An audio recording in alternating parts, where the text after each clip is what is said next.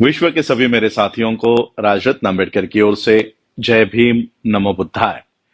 आज मैं जो विषय आप लोगों के सामने रख रहा हूं वो है ज्ञानव्यापी मस्जिद मंदिर का जो विवाद चल रहा था। उसमें 2 दिन पहले वाराणसी डिस्ट्रिक्ट कोर्ट ने जजमेंट उन्होंने वहां पर दी है और उन्होंने मुस्लिम पक्ष ने जो विरोध किया था कि ये जो मस्जिद है यहाँ पर पूजा करने से रोका जाए, तो वाराणसी जिला सत्र न्यायालय ने, डिस्ट्रिक्ट कोर्ट ने मुस्लिम पक्ष की जो अर्जी है उसको खारिज करते हुए उन्होंने एक नई जजमेंट वाराणसी कोर्ट ने दी है। तो सबसे पहले मैं वाराणसी कोर्ट का बधाई देना चाहता हूं।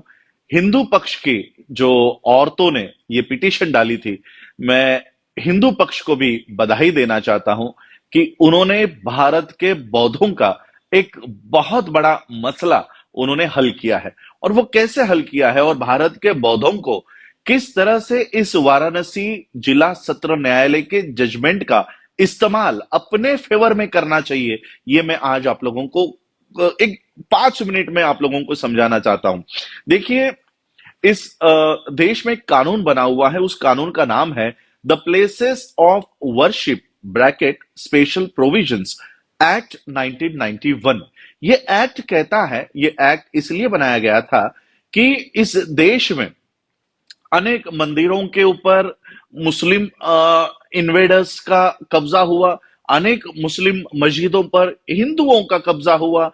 तो इस तरह से अनेक जो प्रार्थना स्थल है उसका जो रियल कैरेक्टर है, रियल जो उसकी अस्तित्व थी, वो कहीं ना कहीं मिट चुकी थी। और इसलिए जो मस्जिद थे वो मंदिर बन गए थे, जो मंदिर थे वो मस्जिद बन गए थे। इस तरह का विवाद इस देश में चल रहा था।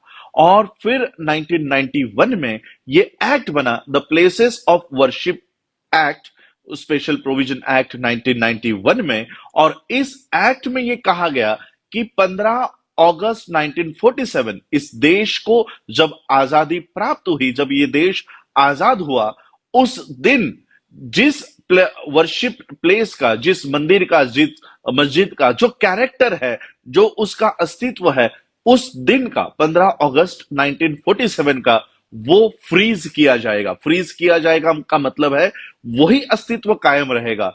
भले कोई मंदिर हो, पुराना 2500 सालों का कोई मंदिर हो, लेकिन अगर 15 अगस्त 1947 को वो मस्जिद बन चुका है, अगर वो मस्जिद हो गया है, तो वो मस्जिद ही कहलाएगा। और आने वाले हर एक फ्यूचर गवर्नमेंट्स में या किसी भी तरह से उसका कैरेक्टर चेंज नहीं होगा। और उसी तरह से 2500 सालों से कोई अगर मस्जिद वो बनी हुई है, लेकिन 15 अगस्त 1947 को अगर वो मंदिर में बदल चुका है, वो मंदिर हो गया है, तो वो मंदिर ही रहेगा। आने वाली कोई भी गवर्नमेंट इसको कभी चेंज नहीं करेगी।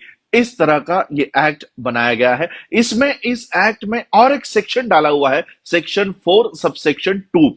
ये सेक्शन 4 सबसेक्शन 2 कहता है कि किसी भी तरह का सूट, किसी भी तरह की प्रोसीडिंग या किसी भी तरह की अपील, इस ये जो कैरेक्टर चल रहा है मंदिर मस्जिद, इसमें बदलाव नहीं होगा।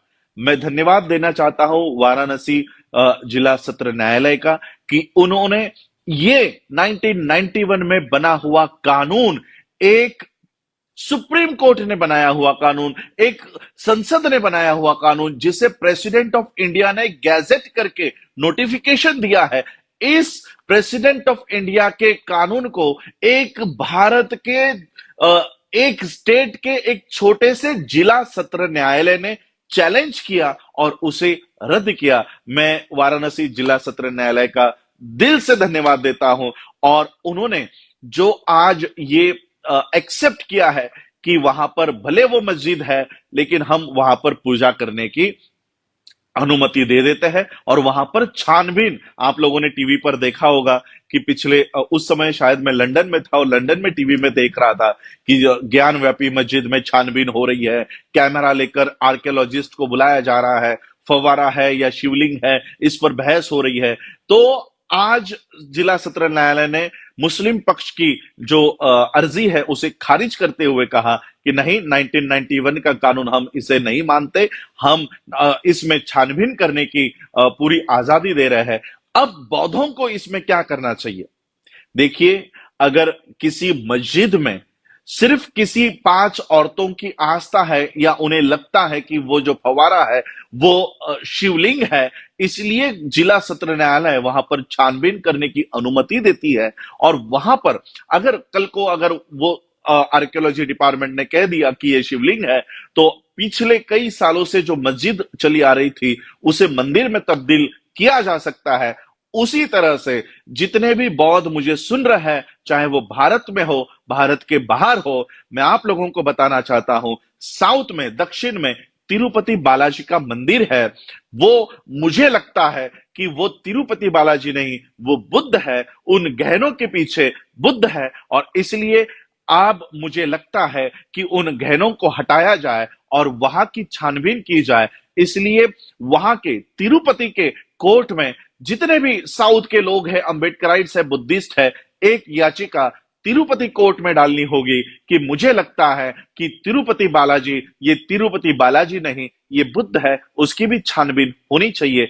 एक पिटीशन हमें वहां लगानी होगी। मैं जिला सत्र न्यायालय वाराणसी का इसलिए स्वागत कर रहा हूं कि उन्होंने भारत के तमाम बौद्धों के रास्ते खोल दिए हैं, क्योंकि आज जो आपके मंदिर है, आपका जगन्नाथपुरी का मंदिर है, आपका तिरुपति बालाजी है, महाराष्ट्र का पंढरपुर है, अब सारे जगहों पर वाराणसी जिला सत्र न्यायालय के इस जजमेंट का इस्तेमाल करते हुए हम ये सारे केसेस सारे मंदिरों के ऊपर डालेंगे कि ये आपका हिंदुओं का मंदिर नहीं, ये बुद्ध का स्थान है, बुद्ध का प्लेस ऑफ वर्शिप है। क्योंकि 1991 के कानून ने हमारे हाथ बांध दिए थे कि 15 अगस्त 1947 को जो स्टेटस है वही स्टेटस कबूल किया जाएगा, इसमें कोई भी बदलाव नहीं होगा। लेकिन वाराणसी जिला सत्र न्यायालय ने 1991 का ये कानून साइड बाय कर दिया है, इस कानून को हटा दिया है और इस वजह से सारे बौद्धों के दरवाजे खुल गए हैं। अब सारे बौद्धों को इस वाराणसी जिला सत्र न्यायालय के जजमेंट का इस्तेमाल अपने फेवर में करना चाहिए। और मैं हिंदुओं से भी ये प्रार्थना करना चाहता हूं कि हम आपके खिलाफ नहीं है, बल्कि हम तो आपके पक्ष में बात कर रहे हैं। हमारे एक साथी है राहुल शेंडे जी, उनकी मैंने एक पोस्ट पढ़ी और उन्होंने व्यंग करते हुए एक बात लिखी, लेकिन उसमें तथ्य है कि आज जो हिंदू तिरुपति बालाजी में जा रहा है, आज जो हिंदू पंढरपुर में जा रहा है, आज जो हिंदू जगन्नाथपुरी के मंदिरों में जा रहा है, वो तो सामने बुद्ध को भगवान के रूप में पूजा कर रहा है। उसे लग रहा है ये तो कोई हिंदू देवता है। इसलिए हजारों साल से पूजा अर्चा करने के बाद भी हिंदुओं के जो याचना है, जो कामना है, वो पूरी नहीं हो रही, या हिंदुओं की प्रार्थना पूरी नहीं हो रही, क्योंकि वो गलत भगवान के सामने याचना कर रहे हैं। वो असल में तो तथागत है, वो असल में तो बुद्ध है। अब अगर राम को पूज रहे हो और सामने बुद्ध की मूर्ति रखे है, तो आपको राम कैसे प्रसन्न होगा? और इसलिए मैं हिंदुओं के पक्ष में यह बात करना चाह रहा हूं कि आप गलत जगह पर पूजा कर रहे हो, आप गलत जगह पर प्रार्थना कर रहे हो, आप गलत जगह पर भगवान को अर्जी दे रहे हो कि मेरी इस संकट से मुक्ति कराओ। वो कोई भगवान नहीं, वो तो तथागत बुद्ध है। और तथागत बुद्ध कभी आशीर्वाद नहीं देते, कभी किसी को क्या कहते हैं, हमारे मराठी में नवस कहते हैं, वो उसको कभी प्रसन्न नहीं होते। तथागत बुद्ध कभी किसी को आशीर्वाद देने का काम नहीं करते। और इसलिए आप गलत जगह पर पूजा कर रहे हो।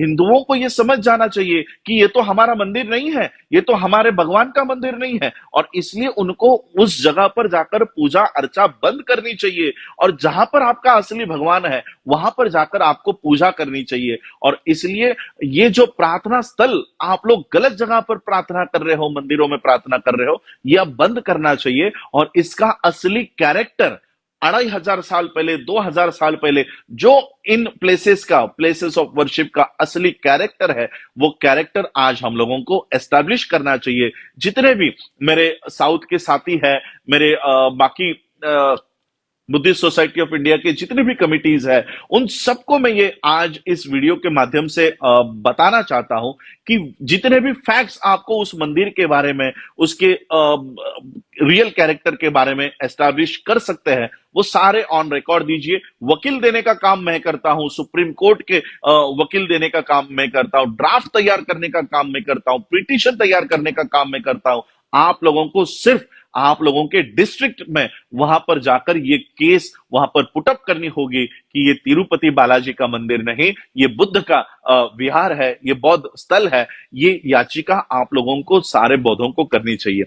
और इसलिए आज मैं वाराणसी जिला सत्र न्यायालय ने जो आदेश दिया है, जो जजमेंट दी है, उस जजमेंट का इस्तेमाल बौद्ध अपने पक्ष में करे, ये बताने के लिए आज मैं आप लोगों के सामने लाइव आया हूं। और इसलिए आज ये जो सारी घटनाएं, the places of worship act, special provision act 1991 को जो वाराणसी डिस्ट्रिक्ट कोर्ट ने उसको खारिज किया है, हटाया है, एक प्रेसिडेंट ने गैजेट देकर बनाया हुआ एक्ट एक छोटा सा जिला सत्र न्यायालय हटाता है, इसका सबसे बड़ा बेनिफिट भारत के बौद्धों को होगा।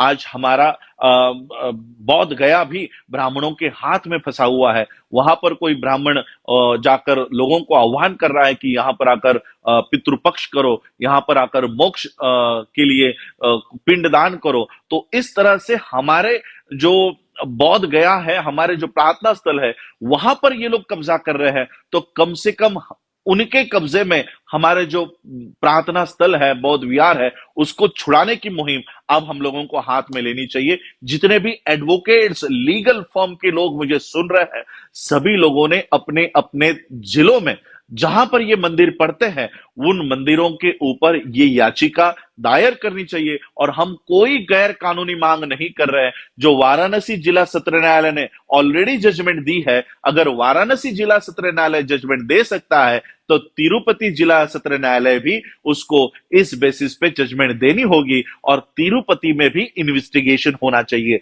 और वही पंढरपुर जिला सत्र न्यायालय को भी ये जजमेंट देनी होगी, क्योंकि ऑलरेडी वाराणसी ने ये जजमेंट दी है। और वाराणसी की जजमेंट सभी जिला सत्र न्यायालयों के ऊपर बंधन कारक होती है। और इसलिए पंढरपुर हो, तिरुपति हो, वहां पर याचिकाकर्ताओं ने मुझे संपर्क करके सारा ड्राफ्ट, सारा मटेरियल मैं आपको देता हूं। मुझे सिर्फ याचिका करने वाले लोग, अगर आप नहीं कर रहे तो हम वहां पर आकर याचिका करेंगे। और ये जो प्रार्थना स्थल है वो सही में हिंदू प्लेसेस है या बुद्धिस्ट प्लेसेस है, ये साबित करने की आज हमको एक बहुत बड़ी उपलब्धि, एक बहुत बड़ी संधि, एक बहुत बड़ी अपॉर्चुनिटी वाराणसी डिस्ट्रिक्ट कोर्ट ने दी है। इस अपॉर्चुनिटी को हमें गंवाना नहीं है। और इसलिए मैं आज हिंदू पक्ष का स्वागत करना चाहता हूं, और खास करके उन 5 महिलाओं का स्वागत करना चाहता हूं जिन्होंने ज्ञान व्यापी मस्जिद में पूजा करने की अनुमति मांगी थी, और वाराणसी डिस्ट्रिक्ट कोर्ट ने उन्हें वो अनुमति दे दी है। और इसलिए हमें इस घटना का बौद्धों के पक्ष में इसका इस्तेमाल करना चाहिए। आप लोगों ने मुझे सुना, उसके लिए आप सभी लोगों का आभार। और मैं उम्मीद करता हूं मेरे इस वीडियो सुनने के बाद एक एक जिले से मुझे वो अर्जी देने के लिए याचिकाकर्ता सामने आएंगे, ऐसी उम्मीद करता हूं। जय भीम, जय भारत, जय बुद्ध।